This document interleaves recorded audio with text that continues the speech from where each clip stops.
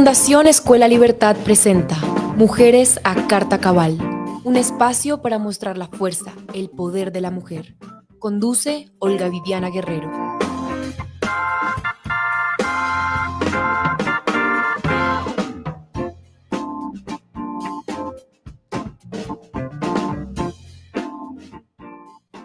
Hola, bienvenidas a Mujeres a Carta Cabal, este programa donde no nos quedamos calladas frente a la injusticia.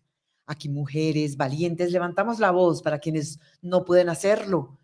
Denunciamos sin miedo y exigimos verdad cuando otros prefieren el silencio, y hoy nos duele profundamente lo que ocurrió con una niña indígena supuestamente de Risaralda. Esta niña indígena fue brutalmente castigada por 3 hombres y una mujer quienes la ataron y la golpearon con palos mientras ella suplicaba en su lengua materna en medio del dolor y la humillación. La escena quedó registrada en un video que ha conmovido al país entero y ha rodado por todas las redes sociales. Los agresores no solo actuaron con sevicia, ustedes lo vieron, sino que lo hicieron grabando cada segundo, como si se tratara de un castigo ejemplar supuestamente justificado por la cultura. El video es de un nivel tal que no podemos presentarlo en este programa. La menor con heridas graves fue rescatada y se dice que hoy se encuentra en un lugar de paso bajo custodia del Instituto Colombiano de Bienestar Familiar, pero nadie la ha visto, nadie sabe quién es. Para ayudarnos a entender este caso desgarrador, nos acompaña hoy Diana Perafán, que es abogada, lideresa social y defensora de los derechos humanos. Ella pertenece a la comunidad indígena del Cauca. Y Diana ha denunciado valientemente cómo la jurisdicción indígena, que debería proteger a su pueblo, ha sido, en algunos casos, usada para encubrir estos abusos y estos crímenes. Pues buenas noches, Diana, bienvenida a este programa. Yo feliz de volverla a tener porque ya habíamos hablado de otro caso que era el suyo. Vale, muchas gracias. Es un gusto estar aquí. De verdad, te agradezco este espacio y gracias a las personas que nos van a ver, que nos van a escuchar. Y Diana Perafán no habla solamente en nombre propio. Hoy vengo en nombre de la Fundación BIRMEC, la Fundación Víctimas Recorriendo Caminos por Colombia, la cual tiene como cofundadores a los sobrevivientes de la masacre de Caloto o la masacre del Nilo, con quienes hemos hecho desde el 2013 hasta ahora una dinámica de paz, de reconciliación y de rechazo al abuso de la autoridad indígena, pero también algo que tenemos que decirlo, hemos sido como el muro de contención para que se siga manteniendo la violencia contra los policías o los soldados o contra quienes piensen diferente en los territorios y en la región norte del departamento del Cauca. Pues Diana, yo quiero preguntarle pues la primerísima pregunta, porque esto es lo que nos llena a todos, el resto del país que no es indígena, de dudas, porque queremos entender qué estaba pasando. Usted que conoce a fondo cómo funciona esa jurisdicción indígena, ¿qué es lo que permite que estas personas golpearan a esta niña de esta manera tan fuerte y tan dura y con tanta sevicia? ¿Qué permite? Su sentido de odio, de su sentido de venganza, de su sentido de quitarle la vida a una persona, porque parece que esa era su finalidad y no lo lograron. Pero quiero decirles a ustedes, eso no es la jurisdicción indígena. Hemos tenido un diálogo con los miembros de la fundación e inclusive hemos consultado a los cabildos de los cuales nosotros tenemos diferencias políticas, como son los cabildos del CRIC, los de la CIN y de otros departamentos. Y pues todos estamos sorprendidos porque indiscutiblemente lo que se vio ahí fue un acto de tortura, fue desdibujar realmente la dinámica ancestral. Eso no es la jurisdicción indígena. La jurisdicción indígena tiene sus falencias, sí las tiene, porque es una justicia de ruana, pero llegar a eso no es jurisdicción indígena. Eso no lo es. Vámonos al escenario, al momento. Sí, por favor. No podemos pasarlo por la gravedad, obviamente, de las imágenes, son muy fuertes, pero quiero irme al imaginario de cada uno de ustedes. Imagínense en una casa, en una condición siempre precaria, porque es que la base indígena, pues vive todavía en condiciones precarias, no tiene una buena vivienda, a diferencia de los líderes, y ahí vienen nuestros puntos de diferencia. Ajá. A esta niña la han amarrado sobre un palo que hay en el techo, la amarran de sus 2 manitos y hay 3 hombres, el que graba, los otros 2 que cogen las chontas, pareciera que uno de ellos es como también menor de edad, un rango de edad de entre los 15 a los 18 años aproximadamente, o 17. El que le sigue pegando tiene una edad de entre 20 a 30 años, y el que graba, pues obviamente supera los 20 años. Las personas presentes en el lugar es la mamá, que está al otro lado de la pieza, y el señor que aparece ahí, que para nosotros es algo inverosímil, se sonríe, como que disfrutara de la tortura a la cual era sometida una menor de 16 años, que es la edad que tiene la menor. Según la jurisdicción indígena, ¿a qué respondía este supuesto castigo? No, nosotros hemos indagado inclusive Sí. con la misma comunidad en Veracatío, porque tuve la oportunidad de conocer Guito do Cabú, el gran territorio del colibrí. Eso traduce en lengua en Vera, el gran territorio Guito do Cabú. ¿Puede repetir? Guito do Cabú. Guito do Cabú. Es en Vera significa el territorio del gran colibrí, el gran pajarito, por su riqueza en aves. Además, está en Risaralda. Y esa parte del eje cafetero, pues es muy rico en esta clase de aves. Hay una situación muy delicada, y es de que los hechos no ocurren en Risaralda. El hecho ocurre en el Chocó. ¿Por qué Bienestar Familiar está diciendo que es en Risaralda? ¿Por qué hablaron de Risaralda entonces? Es que ese es el gran interrogante, y como fundación pues vamos a elevarle una petición a ICBF. Y lo vamos a hacer porque nosotros tuvimos conocimiento, a nosotros nos llegó el video y nos llegó a altas horas de la noche. Y nos pidieron que lo publicáramos y que hiciéramos la denuncia, e inclusive hemos seguido después del comunicado que saca ICBF, nos han dado pruebas de que la niña sí se suicidó, que la niña no soportó el golpe, no soportó la paliza. Ahora sale ICBF al día siguiente, después del gran revuelo y escándalo que pasó por las redes sociales, que les agradezco inmensamente a quienes nos ayudaron a difundirlo, porque eso es una manera de no ser cómplice de la impunidad, porque tan culpable es el que le pega como tan culpable es el que la grabó. Calla, y el que calla. No, y el que calla, pero más grave el que la grabó, porque parece que disfrutaba de un acto de tortura. Eso no hace parte de la dinámica indígena, que ahora se las voy a explicar. La contradicción que tenemos nosotros y que dejamos ahí en entredicho es de que ICBF y aún el Cabildo Indígena en Vera, de la zona de Risaralda, salen a pronunciarse. El gobernador del Cabildo en Vera rechaza la actuación de tortura, él reconoce que es una tortura, una violencia hacia la mujer, y también dice, no, ella ya está bajo la protección de ICBF y ya están recibiendo apoyo psicológico, la mamá y la menor. Eso dice el gobernador. Igual al comunicado de ICBF. Entonces nosotros como fundación estamos diciendo, está muy bien, no nos muestre la foto de la menor, pero ¿por qué el gobernador del Cabildo del Chocó, que es donde ocurrieron los hechos, por qué no se ha pronunciado? ¿Y sabe por qué no se va a pronunciar? ¿Por qué? El lugar de los hechos, si bien es cierto, es una comunidad indígena en Vera, creo que es una en Verachamí, si no estoy mal, porque es que ellos son en Veracatío y en Verachamí.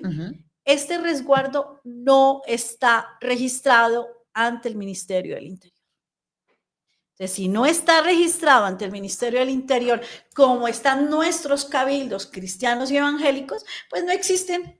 Así de sencillo, y no hay jurisdicción indígena. Vendría a darse jurisdicción ordinaria, e inclusive, así fuera jurisdicción indígena, esta serie de delitos es de competencia de la ley ordinaria. ¿Por qué razón? Y los fiscales no tienen por qué seguir evadiendo su responsabilidad y su competencia para conocer de delitos contra los menores de edad.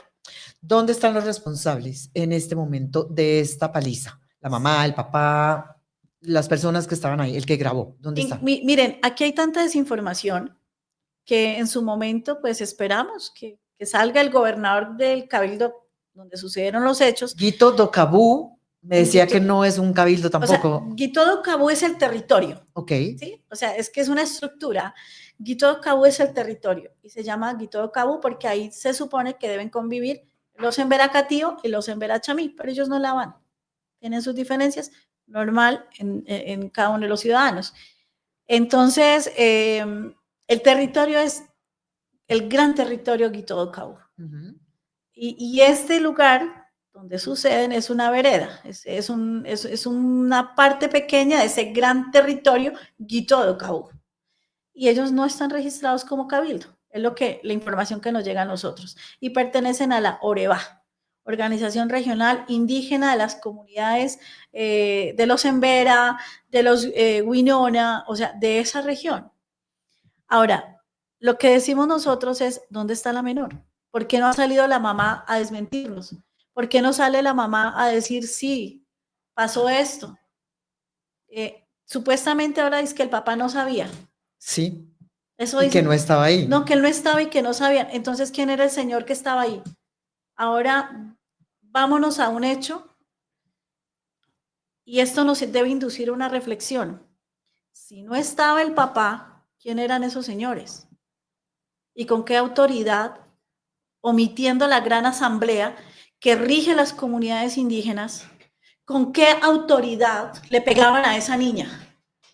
Esto me quiere, discúlpeme, le interrumpo, quiero redondear una idea que me preocupa inmensamente.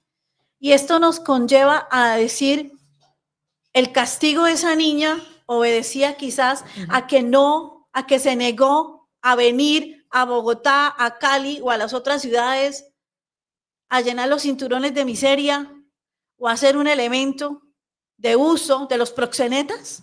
Porque es que nadie entiende por qué la comunidad embera es la comunidad que mendiga. Es la que está en las estaciones de Transmilenio mendigando. Es la que viene al Parque Nacional en Bogotá. O sea, atrás de esto, ¿qué hay? Pues obviamente sabemos que hay una mafia que manipula a las comunidades, que los trae a Bogotá, que los utiliza. Y por eso desde la Fundación, ayer en la Comisión Legislativa de la Mujer, nosotros dijimos, rechazamos de manera contundente la manipulación de la identidad indígena para fines terroristas, para fines mezquinos, realmente que solamente suplen los intereses de unos cuantos mafiosos que ven que utilizando a la comunidad indígena, pues pueden lograr sus objetivos, llámese el que se llame. Sí, yo creo que este tema lo vamos a tocar un poco al final, pero yo quiero seguir adentrándome en este tema de los indígenas y las mujeres, porque yo quiero saber también por qué es a una niña, una mujer, la que están golpeando ahí, y por qué amparados en la supuesta jurisdicción indígena, bajo no sé qué pretextos o qué delitos, entre comillas, para ellos, están golpeándola a una mujer. Esto es como ¿esto es contra las mujeres o todos los castigos son así? No, aquí hay unas verdades y unas realidades que los no indígenas no conocen. Por favor, por eso estás aquí. Los mismos indígenas desconocen. Lo que vimos nosotros, y yo se los dije al inicio de este diálogo, no les voy a decir que comprendamos la jurisdicción indígena, vamos a asimilar un cuadro de tortura escondido sobre la identidad indígena. Es que la dinámica indígena, en la comunidad indígena no hay delitos, empecemos por eso. Hay errores y los errores se corrigen. Y la corrección del error no implica la tortura. Y para que la persona sea sancionada, debe haber una asamblea. Sobre la asamblea, es toda la comunidad, está el cabildo, que es quien representa a la asamblea, y se dice, bueno, esto fue lo que cometió, la persona cometió este error, ¿cómo la vamos a corregir? Entonces, la asamblea es la que decide la corrección, dependiendo de la gravedad del error cometido. Pero si nosotros, como les dije, vámonos al imaginario, no estamos en una asamblea, estamos en una casa en condiciones precarias, una mujer colgada a un palo, donde inclusive hay complacencia de su madre, porque ella viene y le coloca una bayeta para que le sigan reventando las chontas en el cuerpo. Sí. Entonces, aquí no estamos realmente ante un castigo de una gran asamblea. Aquí lo que estamos es ante un acto de sevicia, de preámbulo a un feminicidio indígena, que no es el primero, Gilla, no es el primero. Había otra niña que estaban golpeando también en este contexto, no sé si físico, pero sí de tiempo. Este fue el primer caso, estamos hablando del mismo resguardo, entre comillas, donde a las mujeres las golpean, a las niñas. Y este sí parece ser el papá, que la coge como violín prestado y le pega y la ataca y la repela, la dobla, y luego el mismo, el papá o el señor que le está pegando, yo no creo que sea el papá no va a coger un hijo así, así como tan duramente, se sienta sobre ella. Y estamos hablando de una niña de 15 años. Luego estamos hablando de que las otras dos niñas, la mamá sí las defiende, pero el tipo se abalanza y les pega a todas tres. Esa comunidad en Vera lleva más de 4 años sufriendo de algo que ya se había quitado. ¿Pero esta es la de Chocó o la de Risaralda? Porque sigo confundida. No, estamos hablando de Chocó. Ok, es que en Risaralda no existía. O sea, es que salen a justificarse los de Risaralda, cuando el hecho ocurrió en Chocó. Entonces, ese es otro punto que queremos que nos aclaren a todos, porque yo sí les voy a decir a los compañeros en Veracatío y en Verachamí, y aquí quiero hacer honor al nombre de un gobernador indígena que fue el que quitó la castración de niñas, y él sí direccionaba a su comunidad con respeto, y que es una persona que le apoyó mucho y respetó mucho, Adolfo Queragama. Él fue gobernador indígena de los Catío y obró en derecho, porque yo estuve en su resguardo, yo estuve en Santa Cecilia, he estado en esa zona, conozco el territorio Guitocaú. Y hay una cosa que quiero decirles algo que es triste y me sorprendió, y me gustaría mucho que los compañeros en Vera me ilustraran, y si estoy equivocada, gracias por corregirme, y si tengo que retractar mis palabras, lo haré. Quiero que me expliquen por qué hay una vereda donde no pueden ir las mujeres y donde solamente hay hombres. ¿En qué vereda es? ¿En qué momento me metieron la agenda trans? Porque es que cuando yo quise ir a esa vereda, lo primero que me dijeron, allá no puede ir una mujer. Le dije, ¿y por qué? ¿Será porque soy muy blanca? Le dije, aunque yo estoy como quemadita, me quemé las puertas del horno. Me dijeron, no, es que allá las mujeres no pueden ingresar. Entonces, compañeros en Vera, yo sé que ustedes van a ver este programa y el mensaje no es de rechazo, el mensaje no es de juzgarlos, no es de condenarlos, es de invitarlos a reconstruir la familia.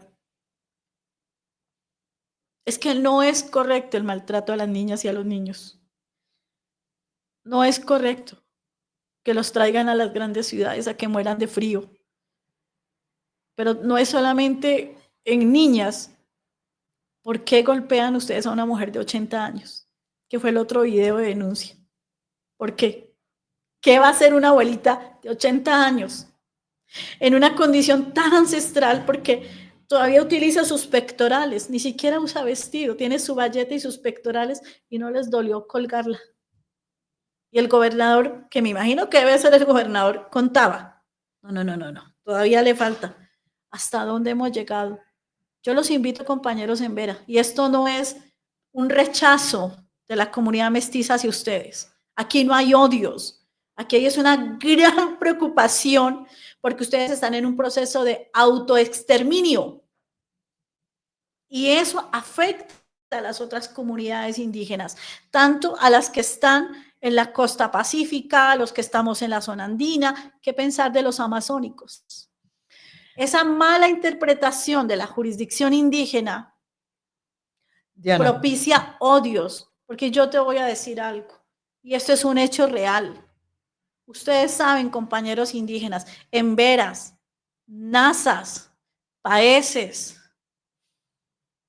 Yanaconas, Zenú, Guayú, Huetoto.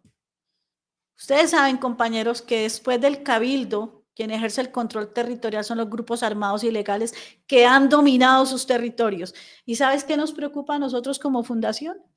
Que este maltrato a la niña, a los niños, está aumentando y está alimentando a los grupos armados presentes en sus territorios, como es el Ejército de Liberación Nacional. ¿Por qué, Diana? ¿Por qué dice eso? ¿Por qué son los niños indígenas que terminan Sí, engrosando las filas del... sí, ¿Sí? sí, Gilla, sí es así. Porque ellos se llenan, mira, y esto quiero que nosotros no podemos pretender que el mundo indígena, ay, es algo místico, ay, qué bonito, y el discurso, y creemos que no sé si son dioses con la D minúscula, o si es que son como del otro mundo y un misticismo todo raro. No, son mortales igual que nosotros. Córtele un dedo que no le sale. Quedó mochito del dedo. Son normales. Lo que Sí. pasa es que al interior de sus comunidades existe en este momento la presencia de intereses mezquinos que no respetan su propia comunidad y aún líderes indígenas que han perdido realmente esa minga, y la minga no es venir a bloquear la Panamericana, hacer estallidos sociales, correrle a un gobierno que los destruye. Invadir La el Parque minga, Nacional. invadir el Parque Nacional y luego, por ese caos, que ese punto vamos a hablarlo ahora, por ese caos, ahí sí dicen jurisdicción indígena. Y oiga, compañeros en veras, ustedes son tan amables y nos dicen en qué terminó la muerte del señor camionero, que accidentalmente sale un niño en Vera del Parque Nacional, lo atropellaron y el señor logró despedirse de su familia y lo mataron a golpes. ¿Eso en qué quedó? ¿Qué jurisdicción conoció? ¿Ordinaria o indígena? Aquí es el debate que nosotros desde la Fundación queremos darle a los compañeros indígenas. Artículo 246 de la Constitución Nacional. Porque la jurisdicción indígena no es un Estado sobre otro Estado y no es una ley superior a la Constitución. Se someten a la Constitución, les guste o no les guste. ¿Y dónde está la concordancia de jurisdicciones? Porque esa muerte también me quedó impune. Y el señor no quiso matar a ese niño. Eso le iba a preguntar, hablando de todo un poco y en esta sopa de esta mezcolanza, porque realmente el tema de los indígenas es ahora un Complejo. tema nacional. No, es un tema nacional. O sea, están en todas partes, sus jurisdicciones están llenas de cuestionamientos, tienen su propia ley en donde tienen sus cultivos y sus temas aparte y luego vienen a Bogotá y no hay ni jurisdicción indígena ni jurisdicción ordinaria que maneje el tema.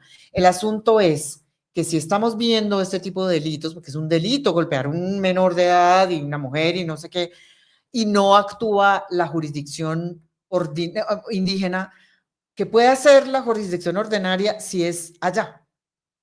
En el caso de los menores, no quiero dejar una idea suelta, cuando tú me preguntas el tema de las filas hacia dónde van los niños cuando son abusados sexualmente, cuando son abandonados por sus padres, cuando estos niños sufren un desprecio de la comunidad, se van a los grupos armados. Y yo he tenido que enterrarlos. Y que quede claro aquí, compañeros, la Fundación Birmec ha ido a rescatar niños en Tumaco. Niños del norte del Cauca los he tenido que ir a rescatar a Tumaco. Niños que han sido vendidos a los grupos armados ilegales. Y que ese choque, que no solamente lo tengo con la organización indígena que no me quiere, como es la CRIC o la CIN o la ONIC, pues ya la tuve hace poco con las disidencias de las FARC en una retención que me hicieron y les dije, no estoy de acuerdo con el reclutamiento de menores, porque a los niños se les respeta. Entonces, cierro ese episodio diciéndoles a ustedes que para nosotros sí es muy grave que las jurisdicciones no operen en este caso. ¿Por qué razón? Porque estos niños, cuando ya tú les dañas el alma, los golpeas, están solitos, pidió protección, nadie lo escuchó, pues viene el otro y le endulza el oído y le dice, venga, que yo sí, nadie lo ayudó, venga, nosotros sí lo vamos a ayudar. Ojo, la estrategia de la guerra, que no se les olvide la polarización en que estamos y que en este momento los indígenas son los elementos utilizados, manipulados para intereses mezquinos ajenos a su propia realidad. Entonces, estos niños se van a las filas de los grupos armados a cobrar venganza. Ahora, frente al tema de la jurisdicción indígena, la Corte Constitucional ha sido muy, muy, muy benevolente. Demasiado, diría yo. Demasiado. Les ha concedido y les ha reconocido más derechos y no les ha recordado que también tienen deberes, ¿no? Entonces es aquí donde uno dice hasta dónde llega la jurisdicción indígena. Inclusive aquí en el año 2020, cuando inicia el sistema penal acusatorio, si los compañeros abogados, por favor, me corrigen si estoy en un error, de pronto de fechas, pero para el 2020 se inicia el tema del sistema penal acusatorio y yo recuerdo que la Fiscalía hacía encuentros con la jurisdicción indígena y entonces hablábamos de justicia transicional y se llevaban solamente a la Guardia Indígena o a los jurídicos y se iban a hacer tallercitos en Cali, Bogotá, Popayán, a los mejores hoteles, tomaban whisky, todo chévere, la foto, pero en la práctica no pasaba nada, absolutamente nada. ¿Por qué razón? Porque tenemos unas injusticias inmensas en la jurisdicción indígena, en donde inclusive hay narcos que después de que los coge la ley ordinaria dicen, no, momentico, que yo soy indígena, y llaman al gobernador y por 15 millones o por un caballito, pues lo están sacando.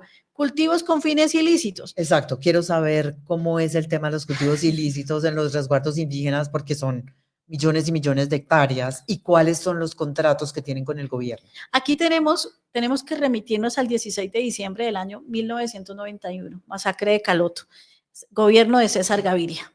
Resulta que el Estado colombiano nunca fue demandado por la masacre de Caloto, se hizo una conciliación. En esa conciliación estaba Luis Fernando Velasco, secretario de Gobierno del Departamento del Cauca, se han negociado unas tierras y se le concedió muchas dádivas al movimiento indígena, a la comunidad indígena. Eran 20 muertos, 20 familias que tenían que ser resarcidas, pero se llegó a la negociación con el antiguo INCORA, que luego pasó a ser INCODER y que hoy está en manos de Giovanni Yule, que trabaja, es funcionario de ahí, que conoce la dinámica. Pues lo que están haciendo ellos en este momento es la implementación de la expropiación que causó la masacre de Caloto.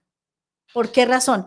16.565 hectáreas de tierra entregada a la comunidad indígena, pero no a las 20 familias. Ellos no tienen ni una hectárea de tierra, se lo entregaron a los gobernadores indígenas. Les voy a contar a todos ustedes. Nosotros hemos pedido una audiencia en la plenaria del Senado para aclarar este punto, porque si hay responsabilidad del gobierno frente al incremento de cultivos con fines ilícitos, sí lo hay. ¿Por qué razón? Porque esos resguardos, que hoy son resguardos, se compraron con la plata de los impuestos de ustedes, de los que me están mirando, de los que me están escuchando. ¿Por qué razón? Porque tenían que resarcir los hechos ocurridos en la masacre de Caloto. Estábamos estrenando la Constitución, no podíamos tener tanto escándalo. Oiga, señor César Gaviria, que todavía está vivo, en nombre de las víctimas de la masacre de Caloto, es posible que nos reunamos y que usted nos ayude a dirimir este conflicto de tierras, porque es que bajo su gobierno fue que se le concedió a los indígenas tantas tierras que hoy están entregadas. Y eso que omiten una cláusula de entrega de tierras, ¿no? Que las tierras no podían ser utilizadas para fines de cultivos ilícitos o presencia de armas. Entonces, cuando uno se pregunta, territorios que están vetados a la fuerza pública, ¿cuáles? Los resguardos indígenas.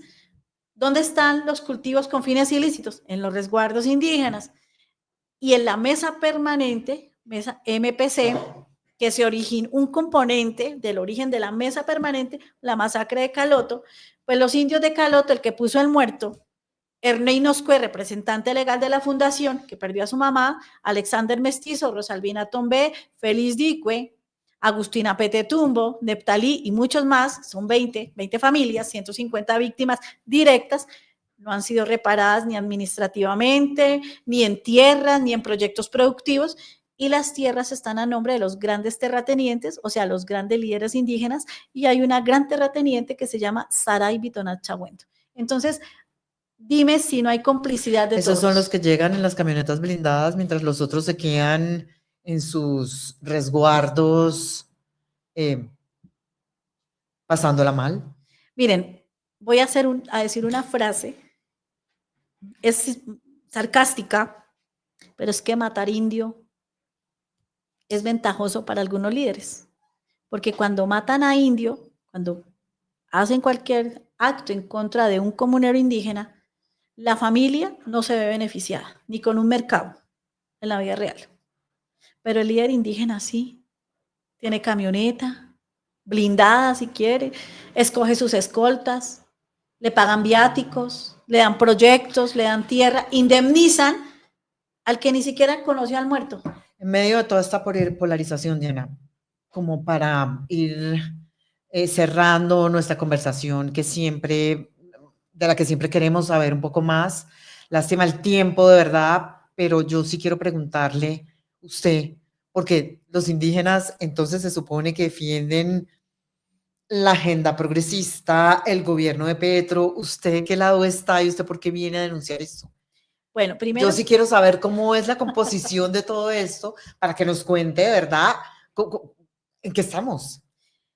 estamos en una confusión muy grande y muchas gracias por la pregunta, es muy asertiva de verdad, muchas gracias. Yo quiero decirles a ustedes que voy a hablar como fundación y la fundación quiere comentarle al pueblo colombiano. No todas las comunidades indígenas son filiales al CRIC, a la CIN, a la UNIC o a las organizaciones que se sientan en la mesa permanente de concertación llamada MPC, que son las susceptibles de la manipulación del gobierno del cambio y que son sujetos a la agenda progresista. Nosotros representamos a comunidades indígenas cristianas, evangélicas, no se hacen ritualidades ancestrales, no se traen curanderos ni chamanes de otro país para embrujar a nadie. Tenemos como nuestro rector a Dios. Muchos de ellos se congregan en nuestras iglesias. Tenemos indígenas desde los Guayú hasta Santa Leticia, desde la costa pacífica hasta el lado del Caquetá, que son cristianos, son evangélicos, que son temerosos de Dios, que rechazan de manera contundente la manipulación de la identidad indígena para fines terroristas, como se está haciendo en este gobierno del cambio, donde tristemente la vicepresidenta, que es del Cauca, no ha hecho nada, ni siquiera por su propia comunidad de Suárez, y menos por los indígenas cristianos y evangélicos. Entonces, por favor, sáquense ustedes del pensamiento que todos los indígenas apoyan a Petro, que todos los indígenas son progresistas, que todos los indígenas, oh, Che Guevara. No, señores. Para muchos de nosotros, y ahora sí me incluyo personalmente, nuestro líder, nuestro rector, nuestra fuente de vida, nuestro escudo, esperanza y soporte en los momentos más difíciles se llama Dios. No tenemos afinidad con la agenda progresista y rechazamos lo que está sucediendo. Y por eso vamos a diferentes sitios. Pero aquí hay un problema. Y yo quiero dejar en el escenario, en el ambiente, que esta no es la voz de Diana Perafán nomás. Esta es la voz de los que no pueden hablar porque los asesinan en las regiones. Esta es la voz de Marisol Huetoto Quitumbo, una niña de 12 años que fue agredida en Caldono, muere por abuso sexual, post-mortem también, y quedó en la impunidad, individualizados sus agresores. Juliana Velasco, otra chica que murió de una manera aberrante, torturada, desmembrada, del pueblo Misak. Y de Diana, una mestiza que fue agredida sexualmente por comunidades indígenas, torturada, secuestrada en sus calabozos. Y de muchos más, que inclusive hombres agredidos sexualmente en Toribío. Y otros más que no pueden hablar porque entendemos el temor que hay en la comunidad de Embera en este momento. Porque estamos hablando, y me llama la atención que ICBF diga que los tiene en custodia, pues va a tener que tener en protección y en custodia a toda la comunidad de Embera, porque los agresores, tengo entendido, uno se voló, tengo entendido, se voló, y otro mandó la prueba. ¿Y eso qué quiere decir? Que la justicia, si no la va a hacer el sistema, lo coge el monte. ¿Y esto qué quiere decir? Que estamos ante un Estado indolente, estamos en un desgobierno. Y yo sí quiero decirles a todos ustedes, Diana Perafán, como mujer, como madre, como hija, como líder, rechaza estos actos de violencia. Y son Los rechazamos sistemáticos. todos los colombianos. Y yo sí quiero invitar, y te voy a decir porque esto también lo van a escuchar los grupos armados, porque a veces nos escuchan quienes ni esperamos que nos escuchen. Pero esta utilización de la mujer como instrumento de guerra ha sido históricamente el fortín para estos grupos armados. También hemos conocido historias de niñas que desde los 12 años han sido novias o la mentalidad traqueta y se han metido con guerrilleros, con paramilitares y después pierden toda su juventud y después se dejan embarazar y luego andan metidos en problemas, como tenemos un caso reportado en el Caquetá. La verdad es invitar a las mujeres. Yo las quiero invitar. Yo soy madre soltera. Me siento muy orgullosa de mis 3 hijos, 2 mujeres y un varón, y de mis 3 nietas. Y yo les quiero invitar a las mujeres. Hemos parido hijos. Ahora es momento de parir ideas, de salvar la democracia de este país, de unificarnos, de unir la familia, de rechazar la agenda trans. Sí, los respetamos, pero no se metan con nuestros niños. De decirles a ustedes que en Colombia todos somos mitad indio y mitad negro, porque esta es la gran casa y la gran casa no se destruye y nuestra casa no se puede destruir por la anarquía, por ideologías dictatoriales. Y mucha comunidad indígena no va a apoyar la consulta popular. Prefieren irse a trabajar, a coger café, porque no a todos logró comprar Petro. A todos no nos compró este gobierno. ¿A los otros los compró? A los otros sí los compró. Los compró con contratos superiores a 2.4 billones de pesos. Y muchos de nosotros que sabemos que cada vez que hablamos exponemos nuestra vida, pero muchos dirán, esa señora, ¿cómo es que vive? Dios mío, ¿y por qué es que no la han matado? No tengo alianzas con ningún grupo armado, ni soy guerrillera, ni soy de los gaitanistas. ¿Saben quién es mi amigo? Dios. Y Él va delante, atrás y a mis lados, como va con cada uno de los que estamos en la fundación. Termino invitándolos a que no confundan la tortura con la jurisdicción indígena. Y a los compañeros en Vera a que le digan al país qué pasó con los agresores. Y si la niña está viva, que su madre salga a decirlo. Y si la niña está muerta, que esa muerte no quede en la impunidad y que es un momento de reflexión, porque realmente un país que no respeta a la mujer y sus hijos y no teme a Dios, está perdido. Por eso hay que recuperarlo en el 2026. Lo vamos a recuperar, Diana, con la ayuda de Dios, porque sin Él no podemos nada. Muchísimas gracias por haber estado aquí con nosotros esta noche. Gracias a Quique Sánchez por estar detrás de las cámaras y por hacernos salir bonitas. Y bueno, no, yo la espero. Seguramente volveremos a conversar, Diana. Gracias por haber estado. Claro que sí, nos volveremos a encontrar y hay que conocer el Suman Camaña, Suman Kansai, la política del buen vivir y vivir bien. No es vivir sabroso, es saber vivir. No mentir, no robar, no asesinar, no ser ocioso. Los principios quechuas Aymara, porque es que nosotros somos una gran nación y los colombianos tenemos que superar todo esto, porque esto no hace parte de nosotros. Gracias, Diana.